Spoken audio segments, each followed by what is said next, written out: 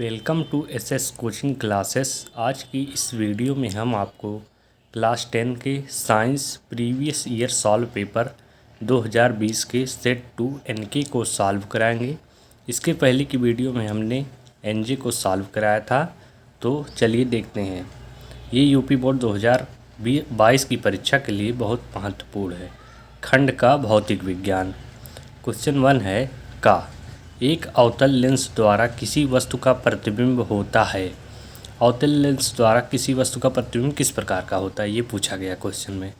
तो इसका आंसर होगा आभासी, सीधा व छोटा। ये तीसरा ऑप्शन इसका सही है। क्वेश्चन नंबर खा दूरदृष्टि दोष के कारण वस्तु का प्रतिबिंब बनता है। जब दूरदृष्टि हो जाता है तो प्रतिबिंब कहाँ बनता है? रेटिना के पीछे। ये है इस क्वेश्चन का आंसर।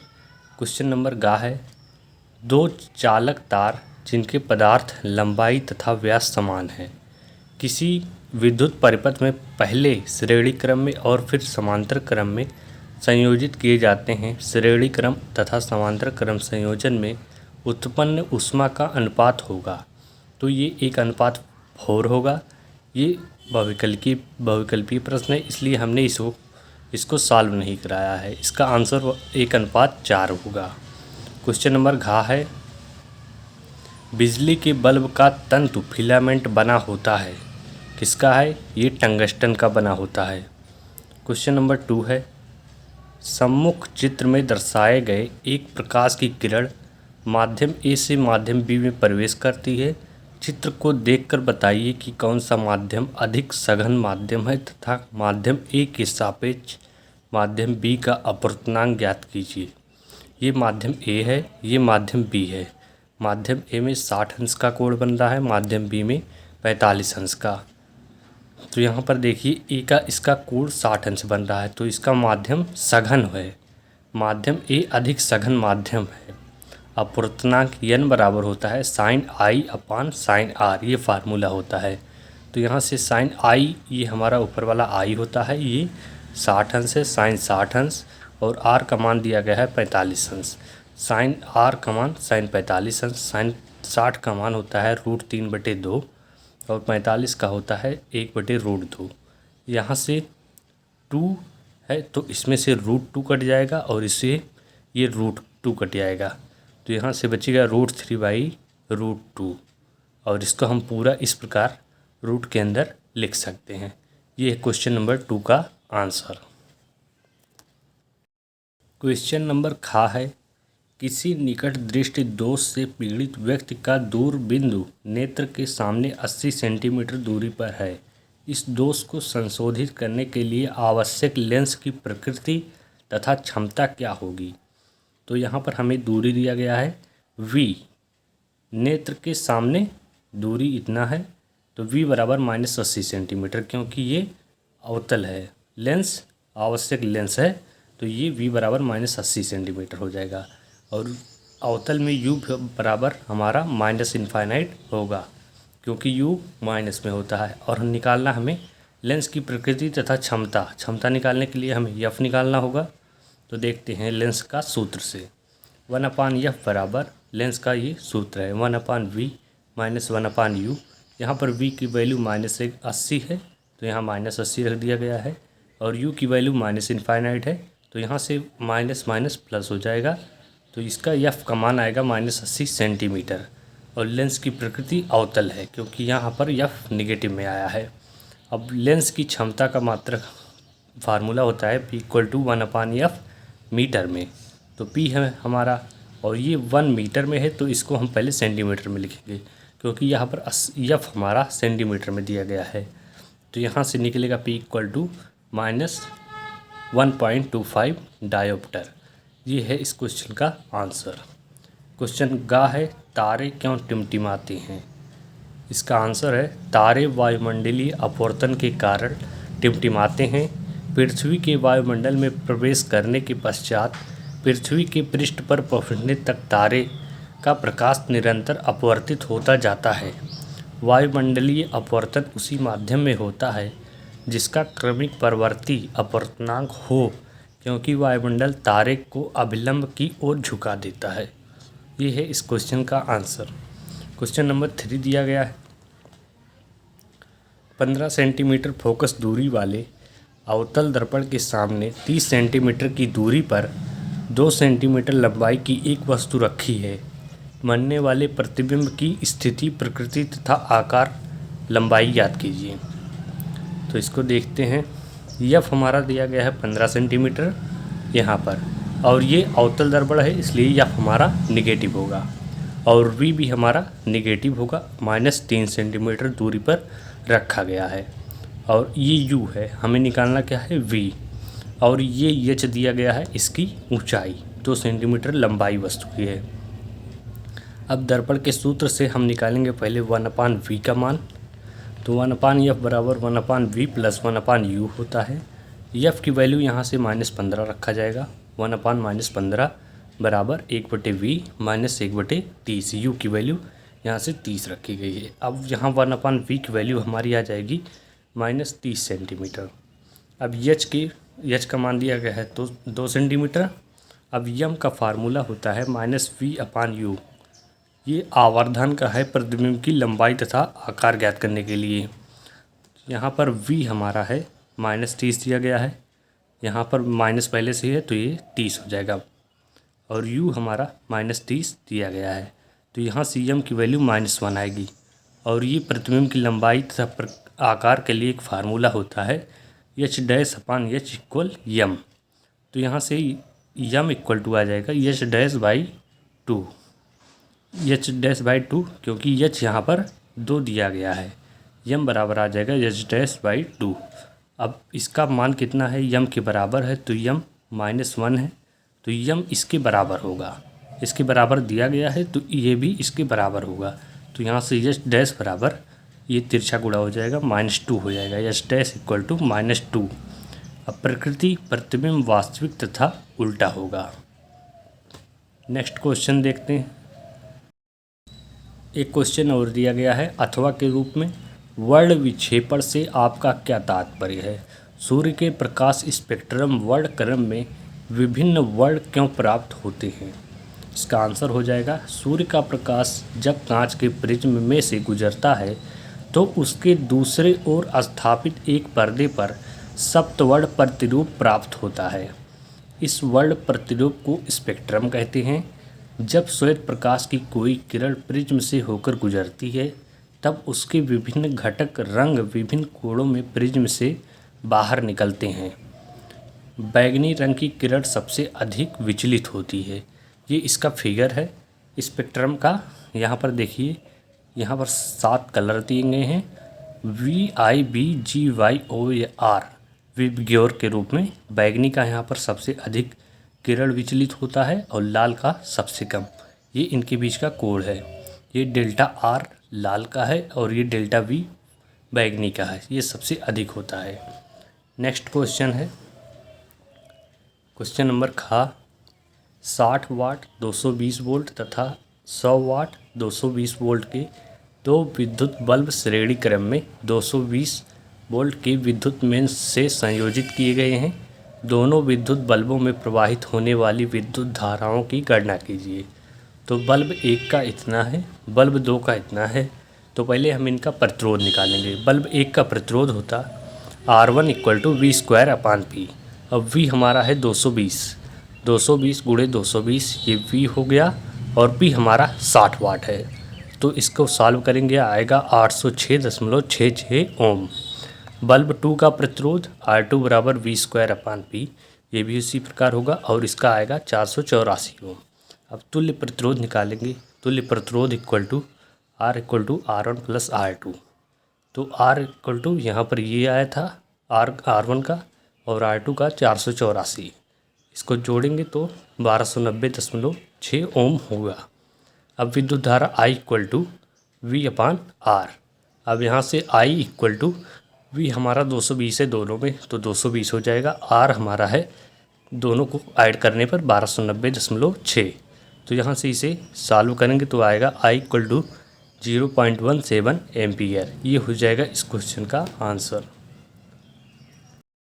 अथवा करके एक क्वेश्चन और दिया गया है किसी चालक के प्रतिरोध से आपका क्या तात्पर्य है?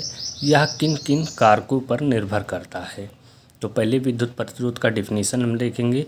किसी चालक का वह गुण जिसके कारण वह विद्युत धारा के प्रवाह का विरोध करता है चालक का प्रतिरोध अथवा विद्युत प्रतिरोध कहलाता है। चालक के प्रतिरोध को कैपिटल R से व्यक्त करते हैं। इसका मान चालक के सिरों के बीच आरोपित विभवांतर कैपिटल V व चालक में बहने वाली धारा कैपिटल I के अनुपात के बराबर होता है।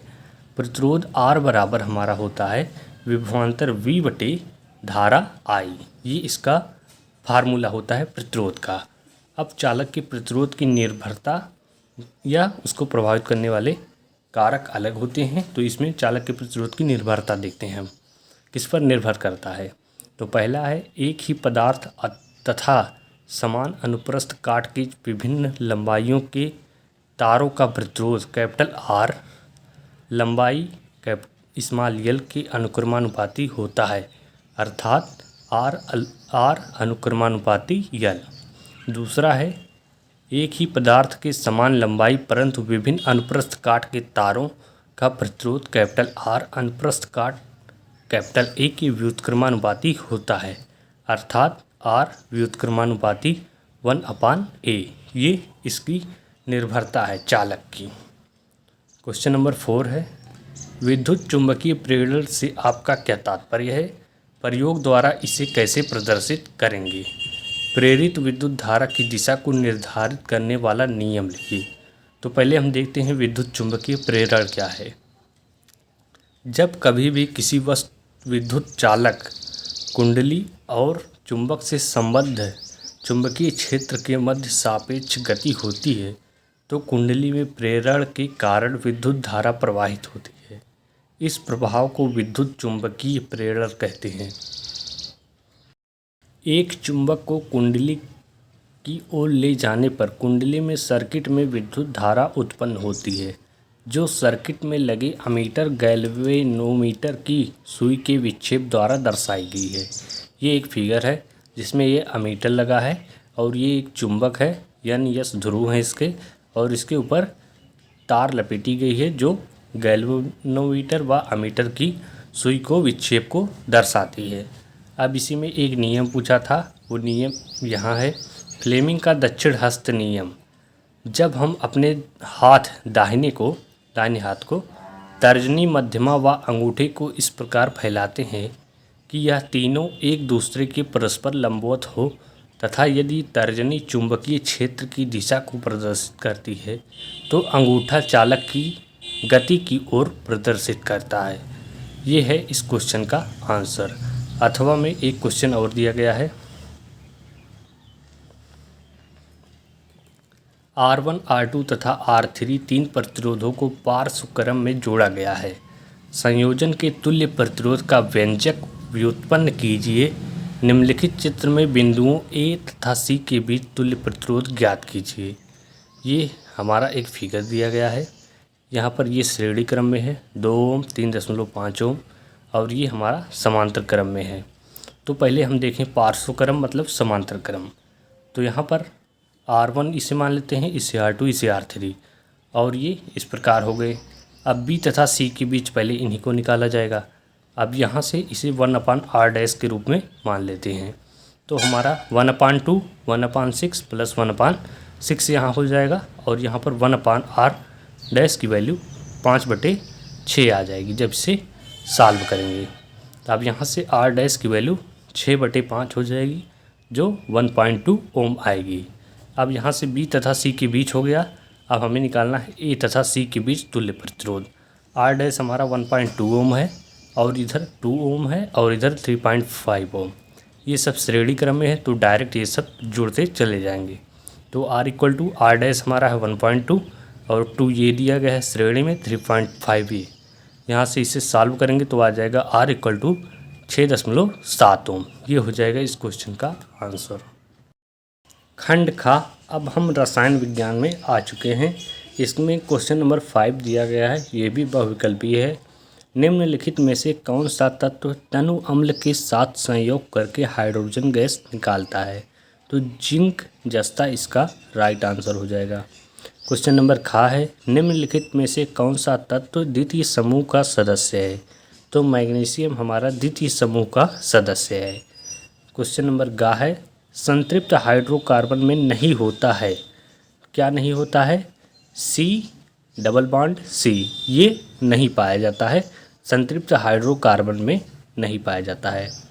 क्वेश्चन नंबर 6 है का, निम्नलिखित में से प्रत्येक के दो दो उपयोग लिखिए। उपयोग लिखना है धावन सोडा का। पहला उपयोग है कांच कास्टिक सोडा, साबुन, बोरेक्स आदि के निर्माण में इसका उपयोग किया जाता है और अपमार्जक के रूप में भी इसका उपयोग किया जाता है। विरंजक चूर्ण का क्या उपयोग है? यह क्लोरोफार्म के निर्माण में प्रयुक्त होता है। दूसरा है कपड़े के विरंजक के रूप में इसका उपयोग किया जाता है। क्वेश्चन नंबर खा है, संतृप्त तथा असंतृप्त हाइड्रोकार्बनों के उदाहरणों द्वारा समझाइए। संतृप्त हाइड्रोकार्बन, ऐसे हाइड्रोकार्बन जिनमें कार्बन परमाणु की चारों संयोजकताएं एकल बंधन द्वारा संतुष्ट रहती हैं उसे संतृप्त हाइड्रोकार्बन कहते हैं। इसका उदाहरण है मीथेन, एथेन। इसमें देखिए एच और सी हाइड्रोजन और कार्बन सभी एकल बंधों द्वारा जुड़े हैं, इसमें भी इसी प्रकार जुड़े हैं।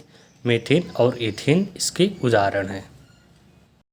असंतृप्त हाइड्रोकार्बन, ऐसे हाइड्रोकार्बन जिनमें दो कार्बन परमाणुओं के बीच द्विआबंध या त्रिआबंध होता है उसे असंतृप्त हाइड्रोकार्बन कहते हैं। इसमें डबल बॉन्ड या ट्रिपल बॉन्ड होता है। उदाहरण के लिए एथिलीन, यहाँ पर कार्बन और हाइड्रोजन के बीच सिंगल बॉन्ड है और यहाँ पर कार्बन और कार्बन के बीच डबल बॉन्ड मतलब द्विआबंध है, इसलिए असंतृप्त हाइड्रोकार्बन है। इसी प्रकार प्रोपीन भी है, यहाँ पर डबल बॉन्ड लगा है। ये हो जाएगा असंतृप्त हाइड्रोकार्बन का उदाहरण। क्वेश्चन नंबर खा है, एल्कोहल एवं अम्ल के मध्य अभिक्रिया क्या कहलाती है? समीकरण भी दीजिए। इसका आंसर है एल्कोहल एवं अम्ल की मध्य अभिक्रिया को एस्टीकरण अभिक्रिया कहते हैं। जब एथेनोइक अम्ल को एथेनॉल के साथ क्रिया कराते हैं तो एस्टर प्राप्त होता है और जल, ये एस्टर जब प्राप्त होता है तो यही हमारा एस्टीकरण अभिक्रिया कहलाती है। क्वेश्चन नंबर 7 देखते हैं, केवल रासायनिक समीकरण दीजिए। क्वेश्चन 1 है, एथिल एल्कोहल सोडियम से अभिक्रिया करता है।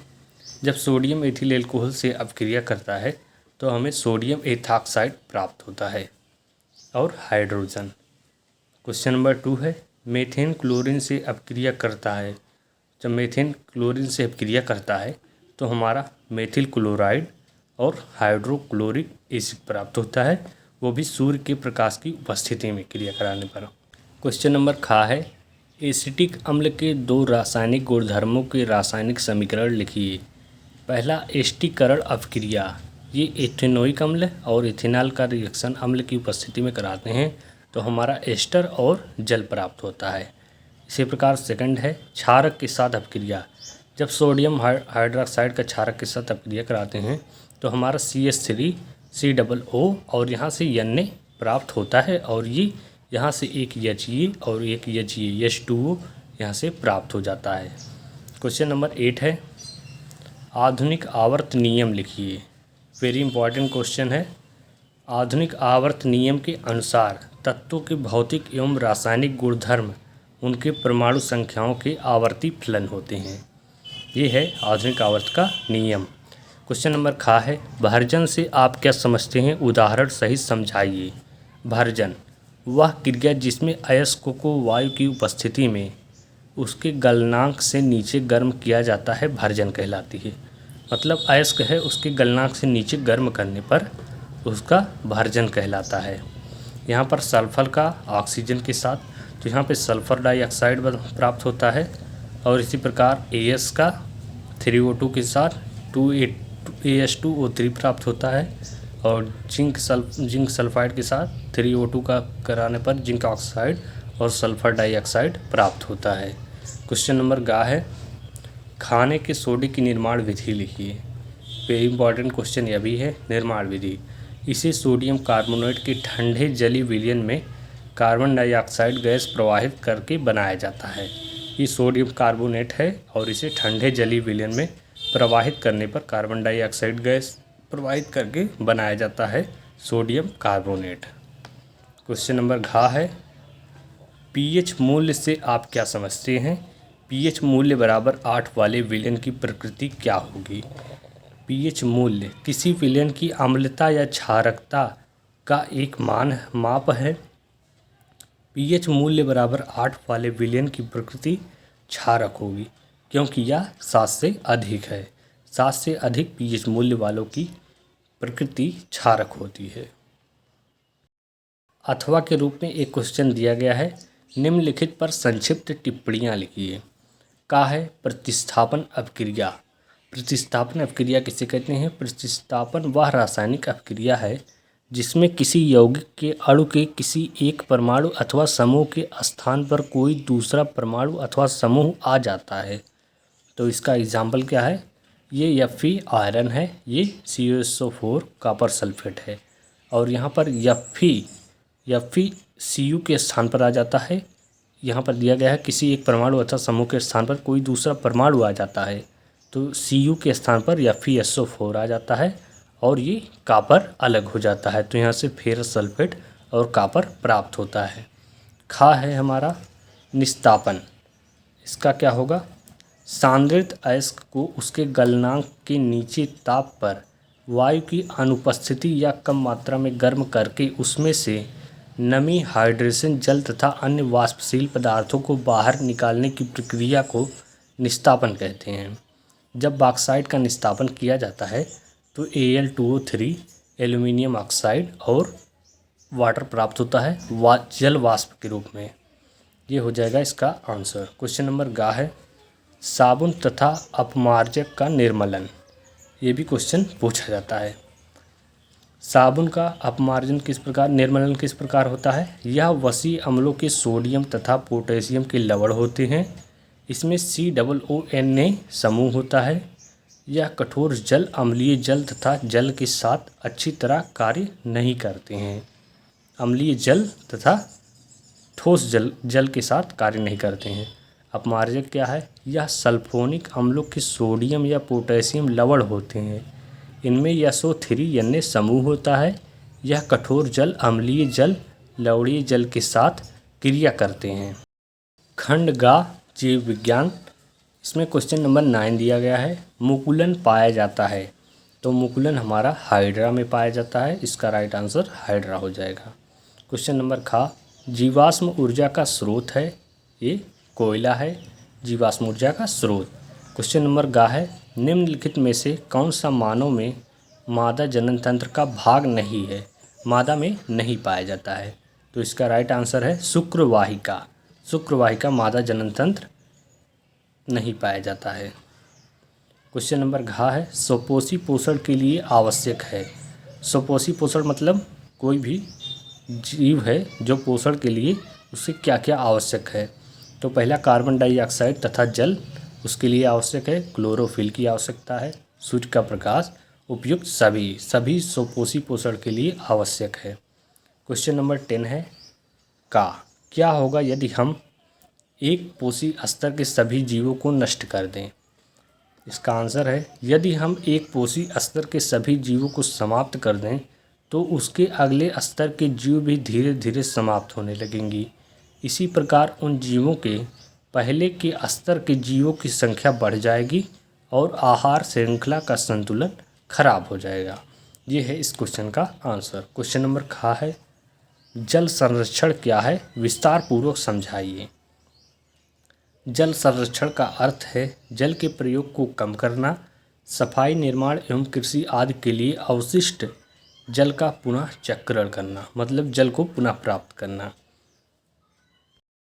जल संरक्षण करके भूमिगत जल के स्तर को बढ़ाया जा सकता है। जल संरक्षण से मीठे पानी के भंडार में वृद्धि होती है। क्वेश्चन नंबर गा है, प्रदूषण क्या है? इसके विभिन्न प्रकारों के नाम लिखिए। प्रदूषण का अर्थ है प्राकृतिक संतुलन में दोष पैदा होना, शुद्ध वायु ना मिलना, शुद्ध जल ना मिलना, शुद्ध खाद्य पदार्थ ना मिलना, शुद्ध वातावरण ना मिलना।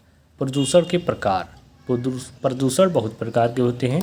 इनमें से कुछ मुख्य हैं वायु प्रदूषण, जल प्रदूषण, ध्वनि प्रदूषण, भूमि प्रदूषण।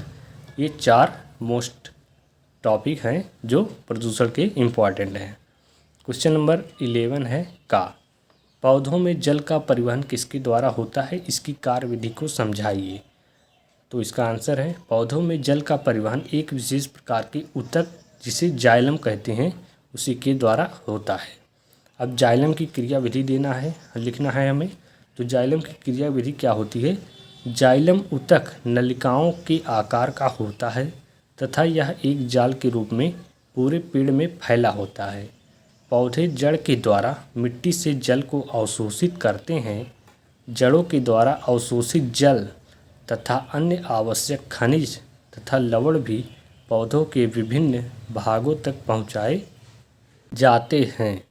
पौधों से विशेषकर रात्रि के समय पत्तियों के रंध्रों से वाष्पन की क्रिया होती है। इस वाष्पन की क्रिया को ट्रांसपीरेशन कहते हैं। ये हो गया क्वेश्चन नंबर 10 का आंसर। अथवा के रूप में एक क्वेश्चन है कायिक प्रवर्धन किसे कहते हैं, इसकी विधियों का उदाहरण सहित वर्णन कीजिए। कायिक प्रवर्धन वह जनन जिसमें पौधे के किसी भी कायिक भाग, स्तंभ, जड़ व पत्ती से नया पौधा बन जाता है, कायिक प्रवर्धन कहलाता है। इसकी विधियां हैं, 2 विधियां हैं। कलम से प्रवर्धन, इस विधि द्वारा जब पौधे की किसी भाग को मात्र पौधे से अलग करके इस प्रकार उपचारित किया जाए कि पौधे प्रवर्धित हो सकें, मतलब पौधे को काट कर नया पौधा लगाया जा सके। उदाहरण गुलाब, नींबू आदि। दूसरा है रोपण लगाना। इस विधि द्वारा जब पौधा जड़ सहित या पौधों को तना दौरा लगाते हैं उसे रोपण से प्रवर्धन कहते हैं। उदाहरण आम, अमरूद आदि। ये हो गया इसका आंसर। क्वेश्चन नंबर खा तंत्रिका तंत्र को परिभाषित कीजिए। एक तंत्रिका कोशिका का नामांकित चित्र बनाइए। इसका आंसर है जिस तंत्र के द्वारा विभिन्न अंगों का नियंत्रण और अंगों और वातावरण में सामंजस्य स्थापित होता है उसे तंत्रिका तंत्र, नर्वस सिस्टम कहते हैं। तंत्रिका तंत्र में मस्तिष्क, मेरुरज्जु और इनसे निकलने वाली तंत्रिकाओं की गणना की जाती है। तंत्रिका कोशिका तंत्रिका तंत्र की रचनात्मक एवं क्रियात्मक इकाई है। ये एक फिगर है। ये हमारा कोशिकाएं होता है और ये केंद्रक है। ये तंत्रिकाक्ष है, तंत्रिका का अंतिम सिरा है। ये एक तंत्रिका की एक संरचना है। लास्ट क्वेश्चन है हमारा क्वेश्चन नंबर 12। पादप हार्मोन क्या है। पादप हार्मोन, जिन्हें हम फाइटो हार्मोन भी कहते हैं, ये वे रसायन होते हैं जो पौधों के विकास को विनियमित करते हैं। पादप हार्मोन संकेत अणु होते हैं और बहुत कम परिमाण में इनका उत्पादन पौधों में ही होता है। ये क्वेश्चन नंबर 12 का आंसर है। इसमें और भी क्वेश्चन इसी प्रकार पूछे गए थे, लेकिन वो सभी क्वेश्चन पहले वाले सेट में आए थे, इसलिए हमने उनको नहीं सॉल्व कराया है। जो भी क्वेश्चन आपके प्रीवियस ईयर सॉल्व पेपर में ना मिले, आप पहले वाले सेट के वीडियो को देख सकते हैं। Thanks for watching this video. Please subscribe my channel. और हाँ, यदि आप लोग इसका PDF भी चाहते हैं तो वीडियो की डिस्क्रिप्शन से आप PDF को डाउनलोड कर सकते हैं और आप हमारे टेलीग्राम और व्हाट्सएप ग्रुप से जुड़ सकते हैं। Thanks for watching this video.